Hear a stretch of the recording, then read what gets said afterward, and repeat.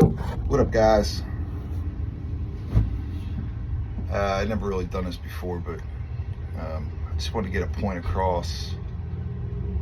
And texting isn't always the best way to do that. When you read stuff on my little Facebook group, we got a nice little thing going on with that. And texting, you can't really hear the tone and what I mean. Stuff gets lost in translation. So I'm here on my designated break at the Wawa, which the contract affords me to do. And I just want to take a quick sec to just explain a few things. There's been some pushback with management against my style of enforcing the contract as a shop steward. That's kind of their way of retaliating and try to divide and conquer. And sometimes it works, sometimes it doesn't. I feel like we got a pretty strong group, and at the end of the day we might disagree, but we're all on the same side and we kind of know that. This local in our center, management's been able to walk all over the contract for forever, for as long as I've been there. There's certain things that are enforced, but a lot of stuff gets left by the wayside. And as a Teamster, there's a certain standard that you should abide by, and that's the direction that I'm going, is setting a standard. And I think a lot of people are on board with that, but there's quite a few that just aren't used to that. It's change always comes with a little bit of resistance. So just to give you a perspective of my vision and what I think, how we should act as Teamsters in our center, in our building, and just in general. And I think this falls into a lot of other locals, this train of thought, just not in the Westchester building. I think bonus, that's a touchy word, and it's a hot topic, kind of has a lot to do with that. People are running, gunning, people just chasing that carrot. I'm all for it. Like, hey, free money is free money. But if you start doing shortcuts to try to get done, try to make that bonus, that carrot they're dangling in front of you, you can mess up. And so bonus is fine, in my opinion. I personally don't. I like reverse bonus, where I get paid for more than what they say the work they gave me is, because their numbers are messed up anyway. The union doesn't recognize those numbers because there's no standard to those numbers, so they can go fuck themselves with those numbers, in my opinion. But if you're one to, the only thing that we do recognize is a fair day's work, fair day's pay, and employer's best interest. So that's really where, at the end of the day, where your mind should be. Not chasing that carrot, not chasing that bonus, because you're going to end up shortcutting. And then that brings me into the next subject, which is right now, I filed a grievance for Black Friday because they wanted to change everybody's start time from 8:45, which was originally posted a week before, which is a shift change. And they tried to change the start time 3 different times.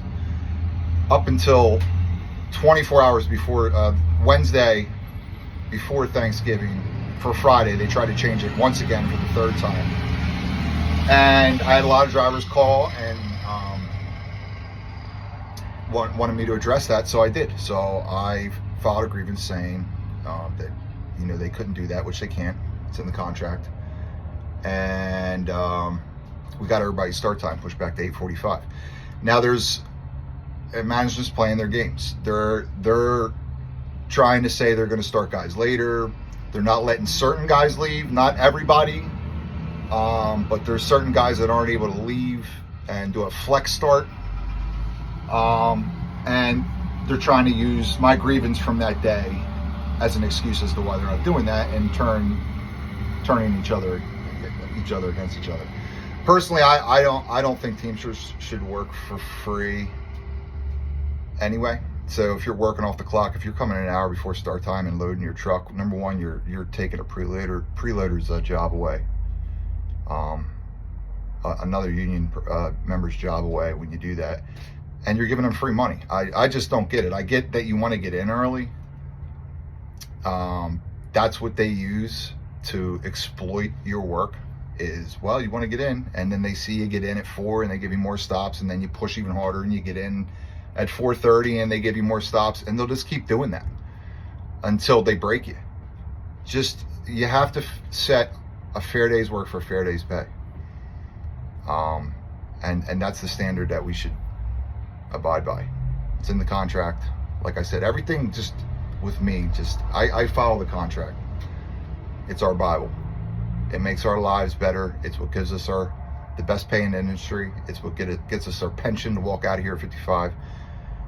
It's what gets us the best benefits in the industry, the quality of life. If you don't want to be out late, then you use the contract. I know this time of year it's funny, but you file your 8-hour requests, you file your 9-5 grievances, you work the fair day's work for fair day's pay, and they have to get you in. And now you're not killing yourself to do that. You're not working off the clock for free, taking a preloader's job, which is exactly what you're doing. You come in at your start time, you get in your truck, you do what they give you. You make them pay for their mistakes. If they fuck your load up, then you reload it out on route. You don't come in early to load your truck to fix their problems and not being able to load your truck right. And if you're out late, then you file your grievance and you get paid. And that's the sacrifice you make as a Teamster, to hold them accountable. And eventually they'll get tired of paying. And it will change. And if it doesn't change, then at the end of the day, it's a win-win, because you get paid the grievance that you're owed, penalty pay, for them violating the contract. We can't pick and choose what we want out of the contract. It's that's not how it works. If you're in the union, there's a certain standard to be met, and if you're going to benefit from everything in the contract, you're going to hold them accountable for everything in the contract, and that's just the way it is. There's no special treatment. Nobody gets special treatment. Nobody gets left behind. We're all one. We all walk together in a straight. Like this morning, which was originally brought me to make this video, there were a bunch of drivers who I've been working with for 20 years, and they were mad. And management said, no, we can't have you start early, even though there were guys that left early. But no, you have to stay because they're trying to set a little bit of retaliation against. Is just, let's be real with it. It's retaliation against me filing a grievance because they changed their start times for Black Friday, which was double time. I got everybody's start time changed 45 minutes earlier. Everybody got to make double time for 45 minutes earlier. That's 100 drivers. They didn't like that. So now they're trying to, they probably weren't going to let you go anyway. But they're saying the excuse of that is, no, we have to play by the rules now. Oh, Matt Wiggins, and it worked. And there were a lot of drivers that, I don't think at the bottom of their hearts were upset at me, but, they were upset and they needed an outlet, and we, it wasn't like a screaming match, but there were some disagreements, and I think we ended it well. But the reason I made this video and put it out there is just because I want you guys to know what I think is the standard for the union and which way we should proceed, and that's that. I want everybody to get along. I want everybody to be happy, but at the end of the day, we're all in the same union. We need to set a standard for that union. That contract was made over decades and decades and decades for us, for our quality of life, everything, pay, benefits, pension, quality of life, all that stuff. And I don't like when people pick and choose what they want out of it and then skip corners on the rest. I'm real hard-nosed, rigid. This is how we're gonna do it. And when management wants to try to retaliate, we're going to be better than that. We're going to see what they're doing, and we're not going to let that affect us. We're going to be one as a group, because I think we do have a strong group. And yeah, and that's really about it. I hope everybody's having a good day. Like I said, I don't do this a lot ever really, so I did just want to make a quick video put it out there, let everybody know where my frame of mind is. If you have any questions, you can always just call me directly. And you know, I hope this gets across well. I just want everybody to know where I'm at mentally, where I'm headed as a shop steward in our center. That's the direction that I'm headed in. I'm trying to toe the line and make everybody happy right now, but at the end of the day, the contract's the contract. We're going to enforce the contract, and everybody's going to be better off for it. Believe me, because for 20 years, my first 5 years as a Teamster, there's really been no direction in this. For me, I never had a mentor, somebody that was in the union, a seasoned veteran that came up and showed me how things were done. I've made my life better in the 20 years that I've been here following the contract. If I don't want to be out late, I file 9/5s. I don't cut corners and get in early and make up for their mistakes. I do the work at a fair pace, and if it takes me longer than 9.5 hours, I file agreements and the company pays. And they'll let you do that for a while, but eventually they go, man, this ain't working out. This penalty pay, why, you know, and they'll fix it. They will adjust it. Everything that we have in that contract is available to us for a better quality of life. And I know it's hard. It's hard to see that short term. You just want to go, fuck it, just today, you know, I'm going to do this. Or, you know, I'm just going to get done this. And then eventually 10, 15 years later, you go, this ain't working out. You know, this is, I'm killing myself. I'm cutting my corners. I'm being their friend. You know, I'm not using the contract to its full potential. And it doesn't work out because they don't listen until they pay. They don't care about you. You're just a number. They could give two shits about you. What they do care about is money. And when you use the contract for what it's made for our quality of life, and you make them pay with penalty pay because they violate that contract, they listen. And I really hope that we all get in that direction eventually. I think more so than not, more of the members like that frame of mind, that Teamster mentality. We won't be bullied. We're going to enforce the contract.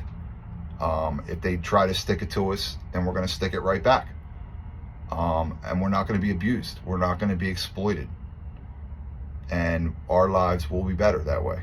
So just something to think about. Not everything happens at once. I know right now people get away with murder on both ends, management and employees. You know, the Teamsters, like, you know, like I said, there's a certain standard you got to hold.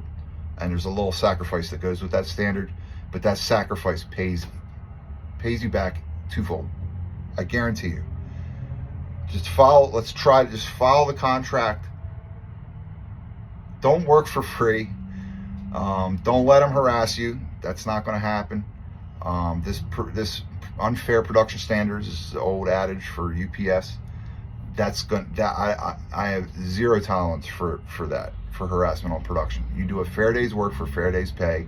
We don't work for free. We make them pay. When they retaliate against us, we hold strong, and we'll be better for that in the end. I know this is a long video, but I'm 13 minutes into a half-hour lunch. So I'm going to go in and get my coffee at Wawa. If you're still around, thanks for listening.